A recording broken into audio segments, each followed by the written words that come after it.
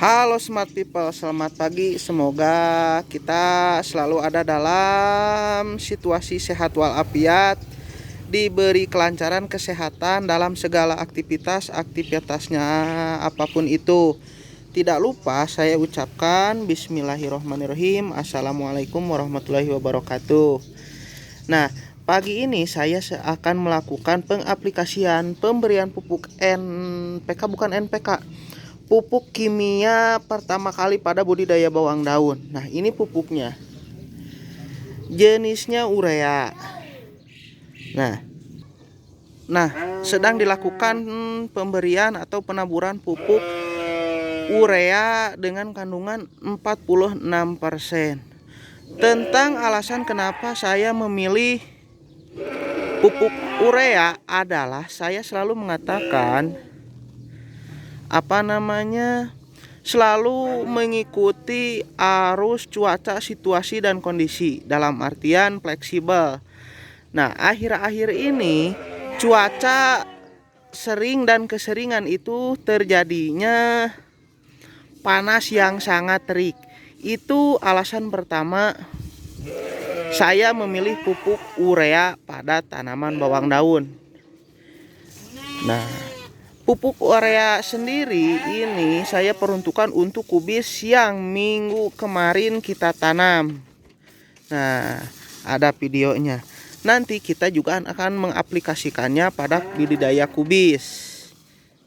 Nah, adapun caranya ya seperti ini saja. Kita tabur-taburkan saja dengan tingkat konsentrasi untuk ukuran 25 tumbak atau satu patok atau jumlah luas total 8 kali 9 meter itu cukup kita mengaplikasikan 10 sampai 15 kg pupuk urea, itu cukup.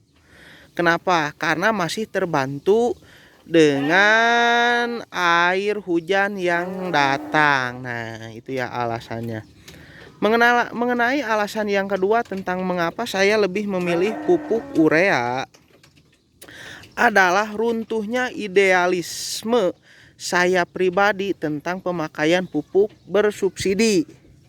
Alasannya tentu saja karena dari setiap beberapa pemanenan sayur mayur yang saya hasil panen itu tidak balik modal, dalam artian harga sayur mayurnya itu sendiri tidak stabil. Nah, sedang dilakukan.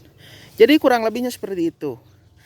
Nah, yang selanjutnya adalah di sini saya belum mengaplikasikan apapun, baik itu herbisida, gul, jeram atau lain sebagainya untuk menekan pertumbuhan. Nah, di sini saya juga menemukan jenis hama yang sering datang pada musim seperti sekarang. Dalam artian panas terik, peralihan masa masa penghujan ke kemarau. Nah, karena sudah pasti ini bulan Maret, jadi ada terik panas. Nah, di sini kita menemukan jenis warang-warangan, warang hitam nih, tuh,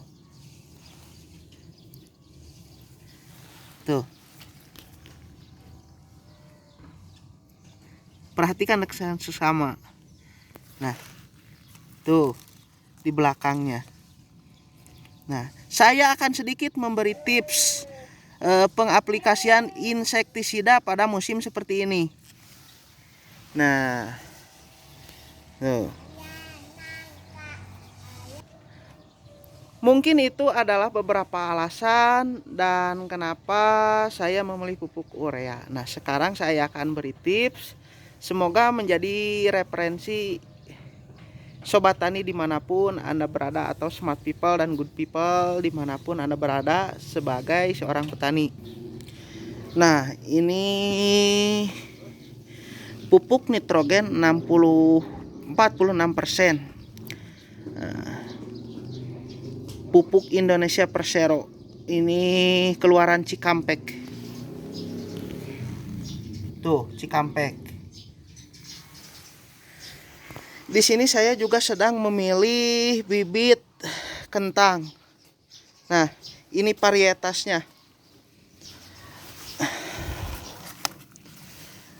Varietasnya Australian Bliss.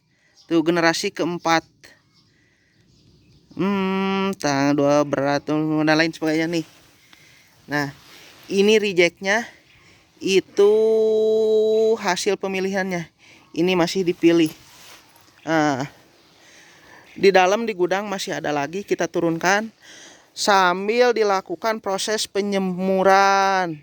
Manfaatnya dari proses penjemuran itu sampai si tunas-tunas ininya hijau. Itu memberikan kekebalan alami dari proses penyinaran matahari pada si tanaman kentang tersebut. Jadi akan kebal terhadap OPT baik hama maupun penyakit. Tapi cenderung ke penyakit baik itu Phytophthora, Fusarium dan lain sebagainya. Salah satu manfaat penjemuran sebelum masa tanam. Nah, balik lagi ke sini. Saya akan memberikan sedikit tips pengaplikasian insektisida pada hama berjenis wereng. Nah, ini.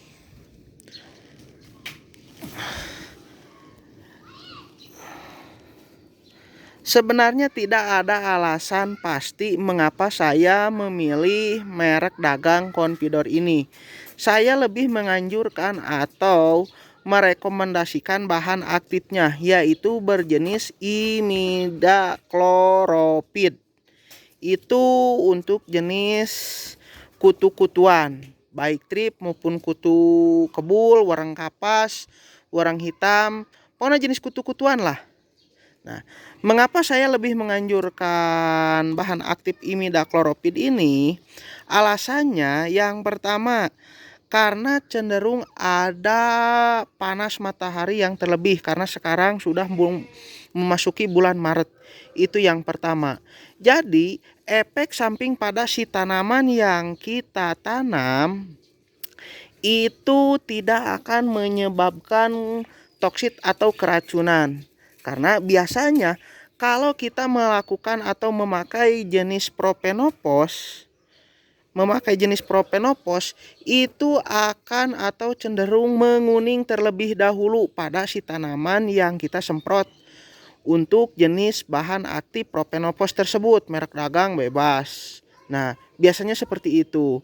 Nah, untuk menanggulanginya, saya memberi saran atau menyarankan pakai bahan aktif imidakloroprid saja dulu. Nah, walaupun propenopos juga efektif. Nah, kendalanya untuk bahan aktif imidakloroprid tersendiri itu lebih mahal dibandingkan bahan aktif propenopos. Nah, itu kita bisa lakukan lah. Tapi saya punya alternatif lain daripada imidakloroprid ataupun propenopos tersebut, yaitu penggunaan deterjen ataupun sabun colek. Nah, saya lebih menyarankan pakai sabun colek daripada pakai deterjen, karena deterjen cenderung panas yang bisa menyebabkan kuningnya tanaman yang kita budidayakan. Kurang lebih seperti itu. Jadi silahkan cobalah. Tuh, sedang siap-siap kita kasih pupuk urea dulu. Nah, untuk sistemiknya kali ini saya memakai azoxystrobin depeconazole.